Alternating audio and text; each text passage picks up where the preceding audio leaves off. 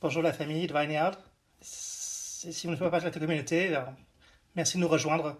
Prenez-vous quelque chose à boire, mettez-vous à l'aise, que vous soyez dans votre lit, dans votre sofa, vous êtes au bon endroit. On va avoir un bon temps ensemble, en la présence de Dieu. On vit dans un monde en plein renouvellement. La situation change vraiment très rapidement, mais on va y arriver. Voilà, et maintenant on va pouvoir passer à la louange. C'est un temps tellement important pour nous et malgré que les législations en cours ne nous autorisent plus à nous réunir comme on le fait d'habitude, notre liberté en Christ n'est jamais arrêtée. Les enfants qui vous laissent complètement défaits d'impatience, si vous êtes un adolescent qui est tourné en bourrique par ses parents, si vous êtes un enfant et que franchement, étudier à la maison, c'est pas aussi rigolo que ça devrait l'être, c'est vraiment où vous devez être aujourd'hui, avec nous. On va se recueillir dans la présence du Seigneur et on va aligner nos cœurs ensemble. À la lumière de ce qui se passe dans le monde pour l'instant, c'est vrai, mais on va se connecter à Jésus et on va se réunir avec lui, d'une même voix, en famille. Et on pense vraiment que cette époque va passer et que c'est juste une épreuve. Donc avant les annonces, comme David disait, moi je regarde les collines et je vois d'où mon aide vient. C'est de mon Créateur, dans le ciel. Alors levons-nous ensemble, peu importe où vous soyez, mettez-vous debout, si vous en avez envie. Mais en tout cas, que vos cœurs soient debout, que vos cœurs soient en train de se lever ensemble. On va rejoindre Bart et Anna, qui sont dans leur maison à Varese et qui vont faire le worship pour nous aujourd'hui. Bonjour la famille, bienvenue à Varese dans notre famille. Voilà, mais ne regardez simplement pas ceci comme une autre vidéo de worship, que c'est vraiment un temps de communion ensemble. Et je lisais dans le livre des juges, à propos de la chanson de Déborah, elle a conduit Israël en victoire. La leçon que j'ai retenue de tout ça, c'est que quand le worship s'arrêtait, que quand la louange s'arrêtait, eh bien alors c'est l'ennemi qui gagnait. Et que simplement, il suffit de se remettre à la louange pour que la victoire revienne. Alors soyons dans une place de victoire, soyons dans une place ambitieuse. Donc, merci de nous rejoindre. Les paroles vont être affichées pour que vous puissiez les suivre. Seigneur, nous te dédions ce temps. Nous savons bien, Seigneur, que nous sommes dans une période d'attaque et nous ne laisserons pas l'adversité nous gagner, nous ne laisserons pas l'ennemi gagner sur toi. Maintenant, portons la louange ensemble. Et voilà, on est de retour. Si vous venez de nous rejoindre, si bon de vous avoir avec nous. Prenez-vous quelque chose à boire, relaxez-vous. Je lis à l'église tous les dimanches. On n'est que des gens normaux.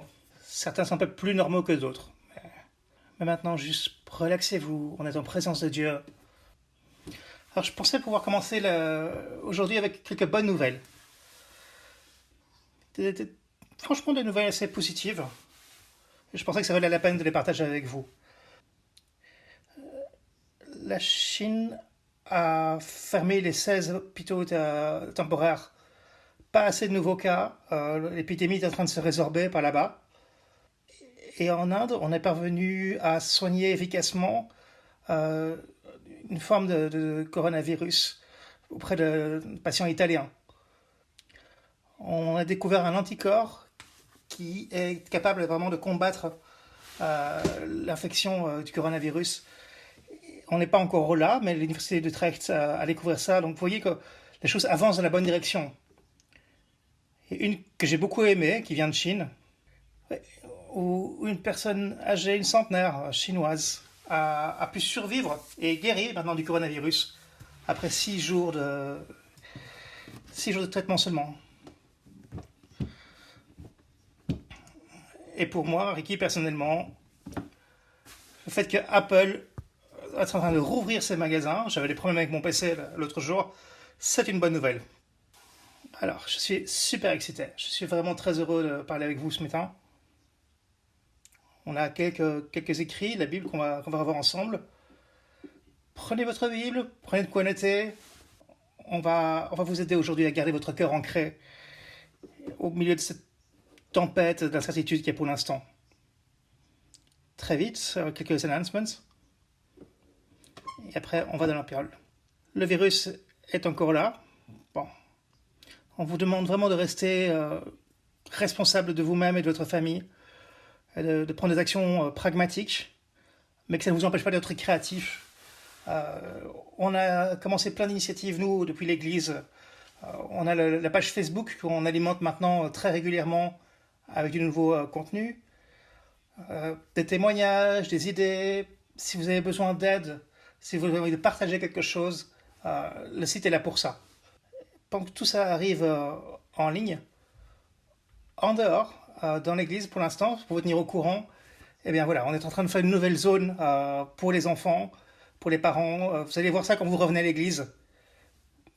Mais bon, ça vous le verrez quand on revient à l'église un dimanche, une de ces semaines. Sachez que tous les jours, à 6h, sur la page Facebook, il y a un temps de prière. Des familles de l'église se rassemblent, partagent avec vous. Maintenant, rassemblons-nous. C'est une très bonne occasion de rester connectés. On peut aussi se connecter ensemble via ShareSuite. Là aussi, sur le site web de Vineyard Brussels, mettez-vous en contact avec nous. Ça nous permet de garder le lien avec vous et faire en sorte que vous ne soyez pas tenu écarté de la moindre update qu'on a à faire avec vous. L'adresse mail qui est ici en bas, spreadlove@vineyardbrussels.be. Contactez-nous si vous avez besoin de quoi que ce soit. Maintenant, on va aussi mettre sur YouTube, sur notre chaîne qui est référencée sur notre site web, qui est référencée sur notre page Facebook, des tas de vidéos pour aider maintenant les enfants et les familles à s'occuper. Voilà, donc enregistrez-vous. Ça, c'est le message principal. Qu'on puisse rester avec vous par la prière, mais aussi si on peut vous supporter d'une façon ou d'une autre, on le fera. Et voici pour les announcements. Alors, notre message pour aujourd'hui, je vais essayer d'être bref. Et mon thème, c'est « Tu me rends courageux ». S'il vous plaît, pardonnez-moi. La personne que je suis devient très vite excitée quand on pense à ce genre de sujet. Et là, je suis super excité. Donc, s'il vous plaît, pardonnez-moi. Je suis plein d'enthousiasme.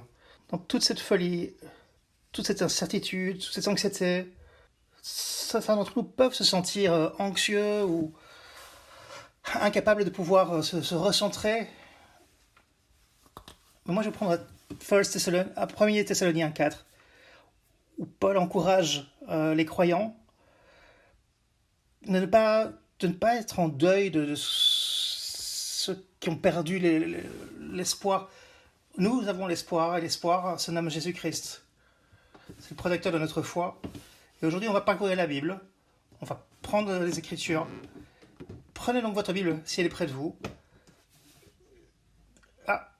Si vous êtes nouveau ici, ailleurs, j'ai ici un petit truc à vous montrer.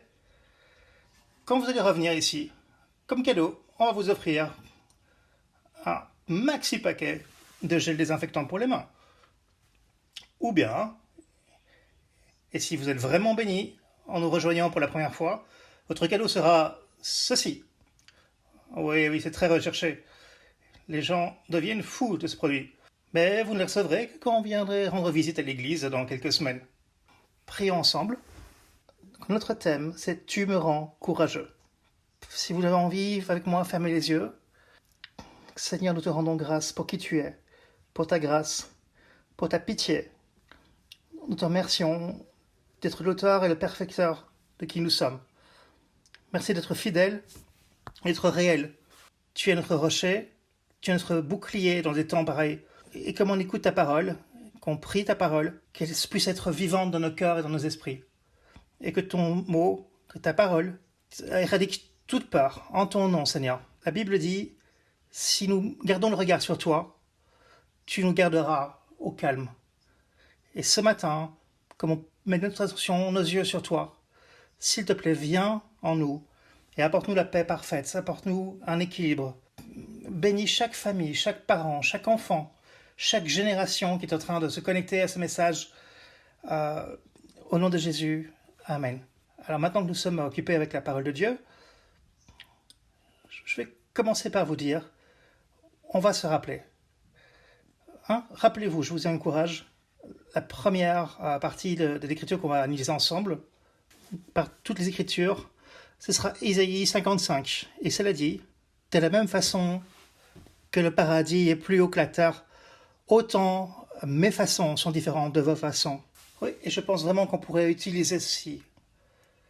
On est tellement entouré de gens qui ont des autres opinions les uns des autres.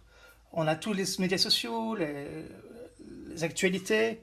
Tout le monde pense différemment, tout parle dans tous les sens et les actions sont très éparses. Si on se centralisait sur la pensée de Dieu en tant que gens de foi dans cette saison. Et la première chose que je voudrais vous éclairer dessus, c'est Dieu ne nous a pas abandonnés. Il n'a pas abandonné son trône. Non, il n'a pas abandonné. On va retourner dans Isaïe. Et sur ce point je vais me rappeler, on va se rappeler, Dieu n'a pas abandonné son trône.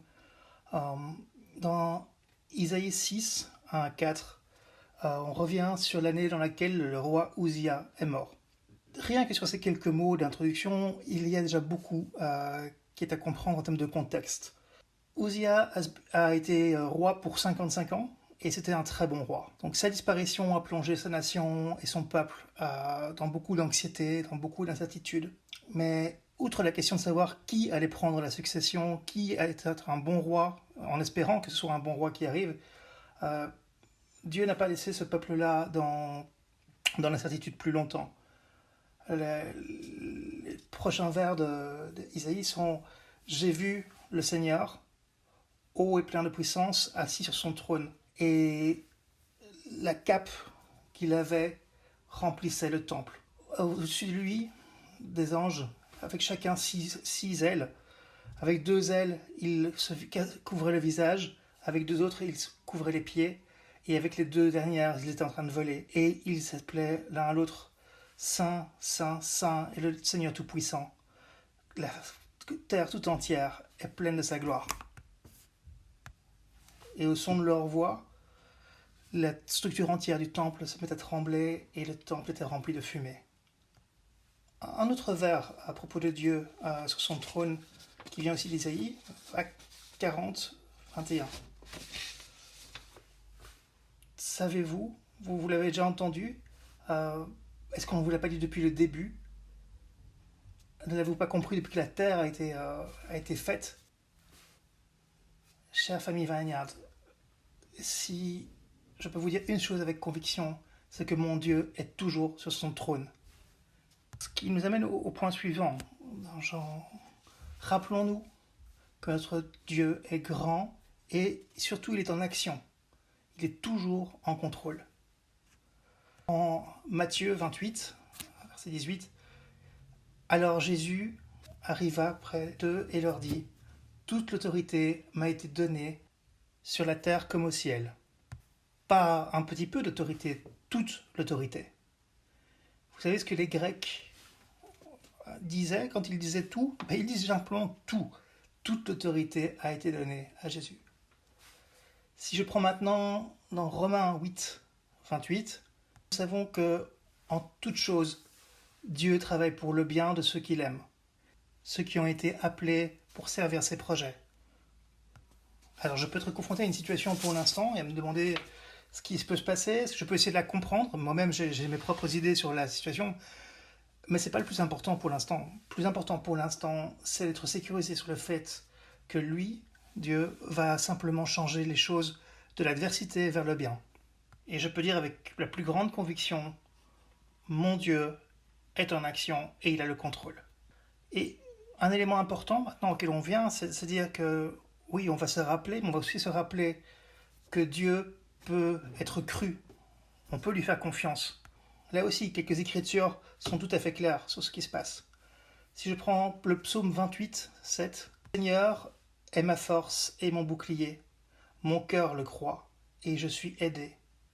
Et c'est pour cette raison que mon cœur se réjouit et que je le loue avec ma chanson. » Aussi, dans le psaume 125, « Ceux qui croient dans le Seigneur sont comme le mont Zion, qui ne peut pas être secoué, mais qui est là pour toujours. Comme les montagnes entourent Jérusalem, Dieu entoure son peuple, maintenant et à jamais. plus loin dans Jean 14, ne laissez pas vos cœurs être troublés. Croyez en Dieu et croyez aussi en moi, parce qu'il y a plus qu'assez de place dans le royaume de mon Père. Si ce n'était pas ainsi, pourquoi est-ce que je vous aurais dit que je suis en train de préparer une place pour vous? Quand tout sera prêt, je vais venir et vous chercher, pour que vous soyez toujours avec moi où je suis. Et encore dans les Proverbes 3, versets 5 à 6, fais confiance au Seigneur avec tout ton cœur et ne te laisse pas aller à ta propre compréhension des choses seulement. En toute façon, rends-lui grâce et confiance et il fera ton chemin clair. Et pour revenir à Isaïe, dans 40, verset 30-31, même la jeunesse deviendra vieille et fatiguée, faible, et les jeunes hommes seront complètement épuisés. Mais ceux qui croient dans le Seigneur trouveront une nouvelle force. Ils iront loin et s'étireront de leurs ailes pour voler comme des aigles. Ils vont courir et non pas ceux-là vont continuer à s'épanouir. Ils marcheront et ne tomberont pas. Chère communauté, dans des temps comme celui-ci, nous devons vraiment nous rappeler que Dieu peut être cru, qu'on peut lui faire confiance. Et je peux dire avec conviction, mon Dieu est digne de confiance. On dit que l'on va se rappeler, je vais me rappeler que Dieu est la personne qui m'aide. S'il vous plaît, famille, laissez ces mots vous apporter le réconfort. Je regarde de mes yeux les montagnes et voir d'où l'aide me vient. Est-ce que l'aide me vient du centre de crise local? Est-ce que ça me vient du gouvernement, de l'Union européenne, des médias? Non, mon aide vient du Seigneur, celui qui a construit le ciel et la terre. Et il ne va pas laisser vos pieds glisser. Il ne laissera pas vos pieds glisser.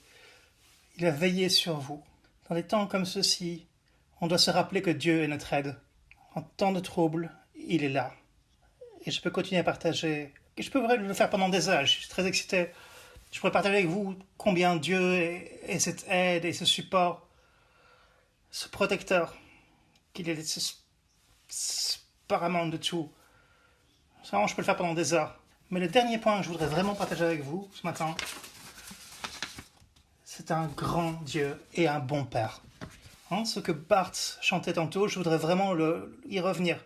C'est un bon Père. Psaume 145, grand est le Seigneur. Il est le plus méritant de toute la louange. Personne ne peut se mesurer à sa grandeur. Ici, on parle de Dieu. Un Dieu qui, dans le souffle, caresse nos étoiles. Un Dieu qui tient les océans dans la paume de ses mains. Et un Dieu qui a ouvert pour nous le ciel. Dans Jérémie 32, il est dit « Ô Seigneur souverain, tu as fait le ciel et la terre par ton grand pouvoir et par l'embrasure de tes mains. Rien n'est trop dur et trop difficile pour toi. » Luc 1, 37 dit « Parce que rien n'est impossible avec Dieu. » Psaume 100, « Parce que Dieu est bon et que son amour perdure, que sa fidélité continue à travers chaque génération. » Chère famille de Vineyard, dans ces temps troublés, d'anxiété et incertains, quand on se rappelle ça, eh bien, notre Seigneur, il est toujours sur son trône, il est en contrôle, il peut être cru, il est notre aide, il est grand et il est bon. Nous n'allons pas craindre, nous allons faire confiance. Pour cette raison, et là je vais prendre le psaume 23, qui dit « Même quand je marche dans la plus sombre des vallées, je n'aurai pas peur, parce que tu es tout à fait à côté de moi. Tout de toi m'accompagne, me protège et me réconforte. » Psaume 27, 1 à 3. Le Seigneur est ma lumière et mon sauveur. Pour quelle raison devrais-je avoir peur? Le Seigneur est ma forteresse, Il me protège du danger, donc pourquoi devrais-je trembler? Même si une armée puissante m'entoure, mon cœur n'aura pas peur. Même si je suis attaqué, je resterai en confiance. Aussi, psaume 91, celui qui se réfugie du Tout-Puissant se reposera dans l'ombre du Seigneur Tout-Puissant. Je vais dire du Seigneur, il est mon refuge et ma forteresse, mon Dieu en qui je crois. Chaque communauté, déclarons ensemble cette dernière phrase, ensemble, à voix haute. Il est mon refuge et ma forteresse, mon Dieu en qui je crois. N'ayez pas peur, parce que j'ai payé le prix pour vous.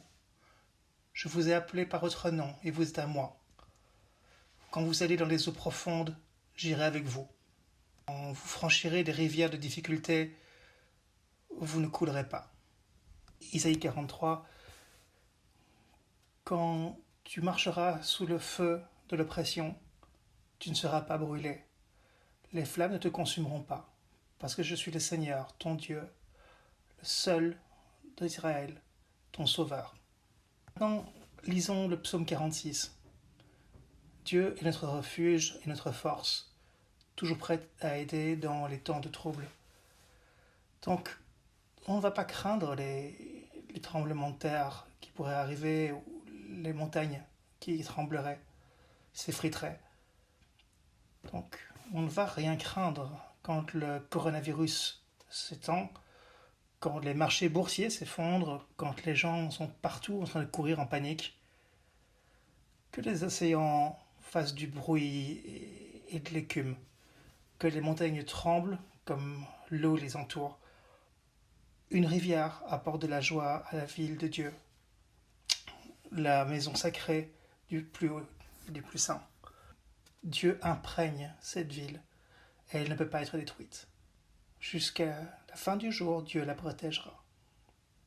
Les nations sont en chaos et leur royaume s'effondre et s'effrite à la voix des tonnerres de Dieu. Et la terre fond. Le Seigneur des armées du ciel est ici avec nous. Le Dieu d'Israël est notre forteresse. Venez, voyez les nombreux glorieux travaux du Seigneur. Regardez comme il apporte la destruction sur le monde. Dans Psaume 46, il brise l'arc et s'empare de la lance. Il brûle les boucliers avec du feu. Mais sois tranquille et sache que je suis Dieu. Je serai honoré par chaque nation et je serai honoré de par le monde. Le Seigneur des armées du ciel est ici avec nous. Le Dieu d'Israël est notre forteresse. Chère communauté, notre Dieu est toujours sur son trône. Il est en contrôle, il peut être cru, il est notre aide et il est grand et bon. Pour cette raison, nous n'allons pas craindre, nous allons croire et nous n'allons pas avoir peur ou nous allons prier. Ce qui nous amène au point suivant. Nous n'allons pas craindre, nous allons prier. C'est raison que je vous le dis, ne vous souciez pas à propos de votre vie parce que ce que vous allez manger ou ce que vous allez boire ou quand on parle de votre corps, ce que vous allez porter comme vêtements. Est-ce que la vie n'est pas plus que la nourriture et votre corps n'est pas plus que simplement les vêtements qu'il y a dessus? Regardez les oiseaux dans le ciel. Ils ne se posent pas tant de questions. Et pourtant, toi, Saint-Père, tu les nourris. Est-ce que nous n'avons pas au moins autant de valeur que ces oiseaux? Et imaginons que d'un animal à l'autre, il puisse se dire « Je voudrais vraiment savoir pourquoi ces humains anxieux continuent à aller dans tous les sens et se soucier autant. » Et à un autre animal de lui répondre « Mon ami, je pense que ça doit être parce qu'ils n'ont pas un Père dans les cieux qui, comme le nôtre, veille sur nous. » Dans Matthieu 6, il nous est rappelé que le fait de se soucier ne nous grandit en aucune façon. Et pourquoi se soucier des vêtements? Il suffit de voir comme les fleurs sauvages peuvent grandir dans un champ. Et même le grand roi Salomon, tout le temps de sa splendeur, n'a pas pu prendre cette ampleur. Voici comment Dieu habille l'herbe de la prairie, qui aujourd'hui est avec nous et demain sera peut-être mis au feu. Est-ce que vous ne pensez pas que le Seigneur fera plus pour vous, homme de peu de foi? Donc ne vous souciez pas en vous disant qu'allons-nous manger, qu'allons-nous boire, qu'allons-nous porter. Parce que les adorateurs des idoles cherchent sans arrêt ce genre de choses. Et votre Père qui est aux cieux sait que vous en avez besoin. Mais cherchez d'abord le royaume de Dieu et sa droiture, et toutes ces choses vous seront données. De cette façon, vous n'aurez plus à vous soucier de demain. Et rappelez-vous ces mots que Paul a écrits depuis sa prison romaine. Réjouis-toi dans le Seigneur toujours. Et je le dirai encore, réjouis-toi. Que ta grâce soit connue de chacun. Le Seigneur est proche. Ne te soucie de rien, mais en toute chose, à travers la prière et le fait de rendre grâce, que tes requêtes soient connues à Dieu. Et que la paix de Dieu, qui surpasse toute pensée, puisse garder vos cœurs et esprits en Jésus-Christ. Mes frères, et aussi quand je vois, quand je lis les choses que Paul est en train de nous révéler, elles devraient être le filtre pour nos esprits. Qu'on puisse se demander si tout ce qu'on entend dans le journal télévisé, les médias, les tweets, les posts, si tout ça en fait passerait ce filtre divin. Ça c'est dans Philippiens 4. Que ce soit juste, que ce soit honorable, parce que peu importe ce qui est juste, peu importe ce qui est pur, peu importe ce qui est adorable, ce qui est recommandable, s'il y a la moindre excellence morale et s'il y a la louange, alors on doit se concentrer sur ces choses. Alors voilà, ce avec quoi je veux vous mettre au défi pour les jours qui viennent, dans les semaines qui viennent, c'est de vous revenir sur les passages qu'on a partagés aujourd'hui et sur les autres passages d'informations que vous allez devoir subir à travers les nouvelles et les médias et dans ces moments de panique qui nous entourent. Et voyez ce qui va arriver. Voyez ce que vous allez pouvoir expérimenter plus de paix. Chère communauté, dans ces temps troublés, anxieux et incertains, si on se rappelle ça, notre Dieu, il est toujours sur son trône, il est en contrôle, il peut être cru, il est notre aide, il est grand et il est bon. Nous n'allons pas avoir peur, nous allons faire confiance. Nous n'allons pas nous faire de soucis, nous allons prier. Et aussi, on va considérer le fait d'avoir une joie pure. Et que quelle épreuve, effectivement, puisse être une joie pure, chère communauté, parce que quand on fait face à des épreuves, et on fait face à des épreuves de plein de sortes différentes, parce que vous savez que le fait d'avoir votre foi testée va engendrer simplement la persévérance, et que la persévérance puisse faire son travail pour que vous puissiez être plus mûr et plus complet, que ne vous manque justement rien. Essayez de constater quel est le but derrière chaque temps difficile. Mûr et complet, qu'il ne vous manque juste rien. Et si vous avez des problèmes à voir les épreuves comme des opportunités pour la joie, demandez à Dieu de vous donner la sagesse de voir les choses de cette façon. Dans Jean 1, il est dit, si l'un d'entre vous manque de sagesse, vous devriez demander à Dieu, qui lui donne généreusement à tous, sans regarder qui est fautif ou non, et ce sera donné à vous. Mais si vous demandez, vous devez croire et ne pas douter, parce que celui qui doute est comme une vague sur la mer. soufflé par le vent. Cette personne ne devrait pas espérer recevoir quoi que ce soit du Seigneur. Cette personne-là a un esprit qui va dans deux directions et sera toujours incertain dans ce qu'il va accomplir. Continuons. Chère communauté, dans ces temps troublés et incertains, quand nous nous rappelons ça, que notre Dieu est toujours sur son trône, est en contrôle, peut être cru, est notre aide, est grand et bon, alors nous serons une lumière et nous vivrons différemment. Vous êtes la lumière du monde. Vous êtes la lumière du monde. Une ville en haut d'une colline ne peut pas être cachée. Personne n'allume une lampe et la met ensuite dans un panier, mais il la met plutôt sur un présentoir, qu'elle puisse donner de la lumière à tous ceux qui sont dans la maison. Et de la même façon, laissez votre lumière briller devant les hommes, qu'ils puissent voir les bonnes œuvres que vous faites et donner gloire à notre Père dans les cieux. C'est de Matthieu 5. Comprendre que le monde a vraiment besoin de nous voir vivre différemment juste maintenant, spécifiquement maintenant. On ne doit pas être stupide, on doit rester raisonnable, prendre toutes nos précautions, mais on ne doit pas vivre non plus dans la peur et la panique. Et quand on fait ce qu'on a à faire, on a peut-être l'opportunité de changer une conversation sur le coronavirus en une discussion à propos de Dieu.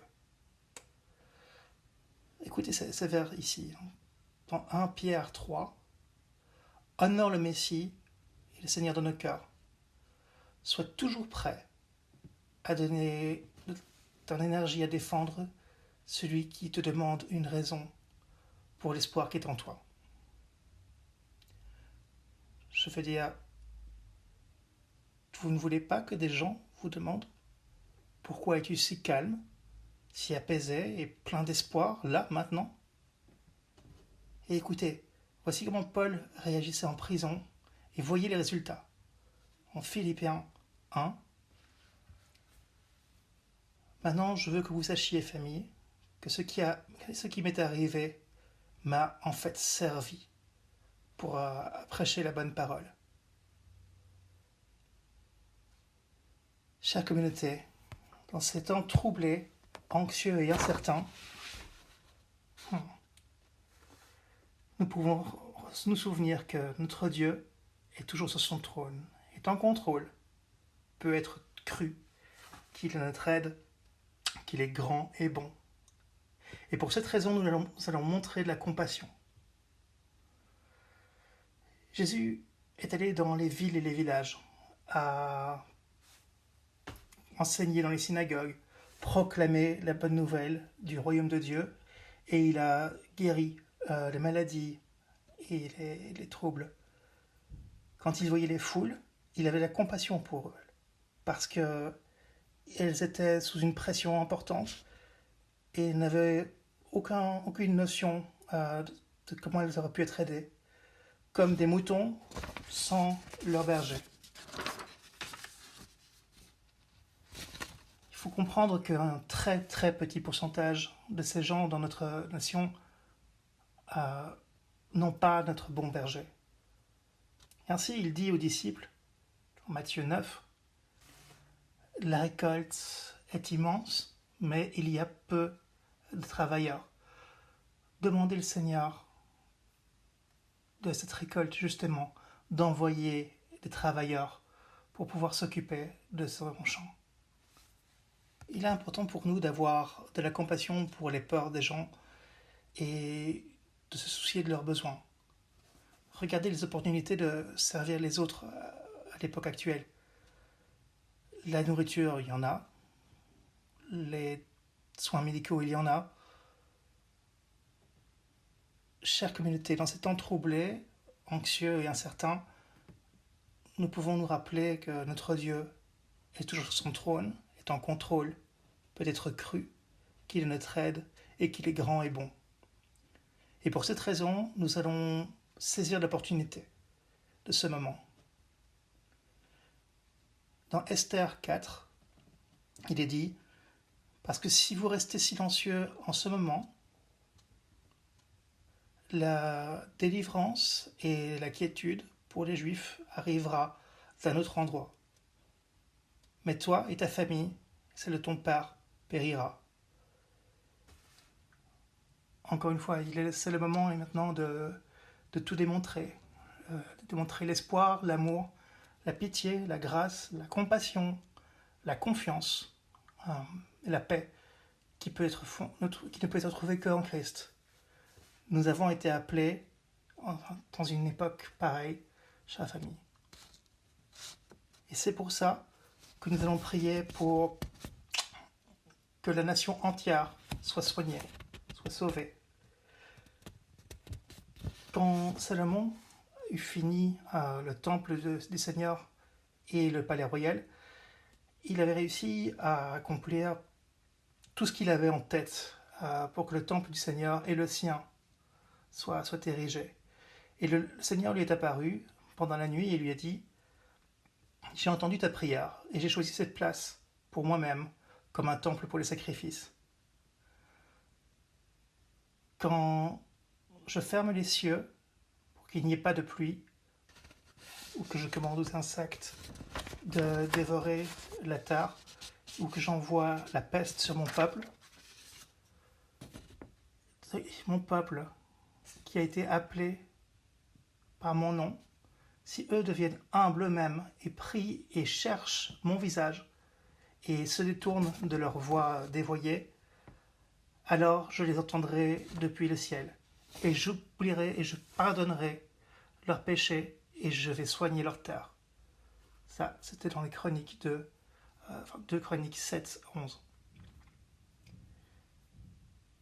Chère famille, chère communauté, dans ces temps troublés, anxieux et incertains, quand on se rappelle que notre Dieu est toujours sur son trône, est en contrôle, peut être cru, qu'il est notre aide, qu'il est grand et bon, alors nous allons garder notre regard fixé sur lui. Pas sur la crise, pas sur les médias, pas sur la peur ou la panique, pas sur les tweets et les posts, pas sur le vent et sur les vagues, mais sur Jésus.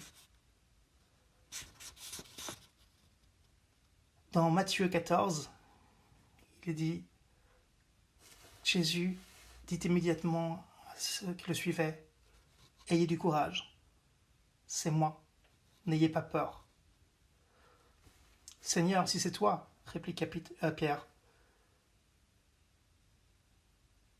dis-moi de venir à toi sur l'eau.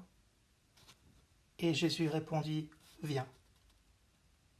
Alors Peter sortit du bateau, marcha sur l'eau et arriva chez Jésus. Mais quand il vit le vent, il eut peur et, commençant à couler, cria, Seigneur, sauve-moi. Immédiatement, Jésus lui tendit la main et l'attrapa.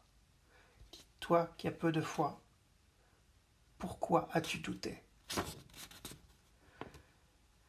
Et donc, la semaine prochaine, maintenant cet enregistrement va arriver à sa fin, mais je voulais vraiment vous encourager à vous rappeler combien Dieu est grand, qu'il est puissant, qu'il est bienveillant, il peut être une lumière dans ce monde. Quand j'étais un petit garçon, ma mère m'a appris une chanson. Parce qu'il vit, je peux vivre demain. Parce qu'il vit, les peurs peuvent être parties. Il détient le futur. Et la vie vaut la peine d'être vécue. Parce qu'il nous aime. Prions. Père, nous te remercions d'être là, d'être Dieu, d'être avec nous. Tu n'as pas besoin d'être autre chose parce que tu es Dieu. Tu es l'alpha et l'oméga. Tu es le début et la fin. Et tu nous as donné ta promesse. Tu vas accomplir ce que tu as dit en Saint-Esprit. Nous te prions aujourd'hui de nous aider à garder notre regard fixé sur toi et d'agir en orfèvre sur nos vies. Tu es notre Dieu, tu nous aimes et tu as un plan pour nos vies. Jésus, Viens, s'il te plaît, et délivre-nous de l'anxiété, de la peur. Aide-nous à être une lumière dans ce monde, qu'on puisse être visible devant les gens, que nos bonnes œuvres soient vues, et nous prions pour l'intimité avec toi, avec l'Esprit Saint, d'une façon dont on n'aurait jamais encore eu accès. Que cette intimité soit là, que les gens ne voient pas simplement des mots, mais le pouvoir de l'Esprit. Ce monde a besoin d'un sauveur, et nous te remercions. Merci pour ta grâce, merci d'être avec nous, maintenant et pour l'éternité. Merci Seigneur. Merci de nous avoir rejoints. Donc voilà, à 6 heures, nous aurons Roger qui viendra nous parler et nous guidera dans la prière. Et demain matin, alors là c'est la cerise sur le gâteau, Ian Evan va nous donner un cours de fitness en famille, 8h15. Si vous vous sentez embrigadé dans l'anxiété du coronavirus, que vous vous empâtez là-dedans, eh bien Ian va nous donner une leçon pour toute la famille sur cette même chaîne. Merci et à dimanche prochain.